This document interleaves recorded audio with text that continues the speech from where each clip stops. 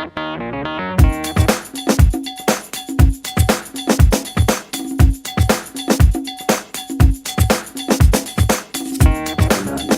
was just talking to Jay Johnson, and he said, "You're getting pretty good at that stuff," and which is very complimentary because when I was doing a show in Miami Beach in 1969, I think that's the year we were talking about it. Neither one of us could remember a character, and I had seen Jay at Six Flags over Texas, a theme park, and I'd seen his act. I says, "Well, this kid's really coming along," and I needed to get out of the show in Miami for a week so that I could go to New York and do the Ed Sullivan show.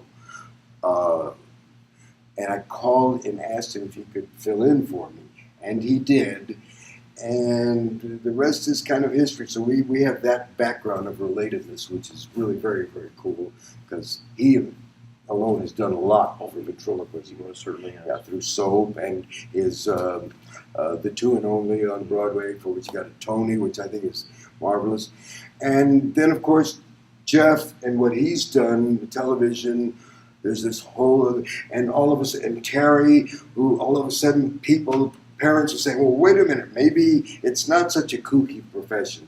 Maybe it's not a silly art form. Maybe it is legit. Maybe, I mean, if you can make a living at it. I raised my family, took them everywhere, kids, dogs, everywhere I went. 10 years at the Crazy Horse of Paris, just everywhere. It was what I did, and that's kind of where I am today. Is coaching. I like to say that I inspire folks to aspire higher. Kind of a little rhythmic motto that because that's basically what I do. Okay. And I kind of have an eye for it. That's all. Now, can I ask you some questions about? No. Oh, come on now. The first question I want to ask you is, Francisco is what you're famous for. Yes. When did he come into your career? What were your earlier characters like, and how did he evolve? Okay. My first character, who I called Teddy, was my kid brother that I just mentioned. And then those figures that I had, I named them all Teddy. I would repaint them. The Danny O'Day, the Jerry Mahoney, the Charlie McCarthy, I would repaint them because I wanted to be original. So, and all through the Navy, I had this little sailor dummy.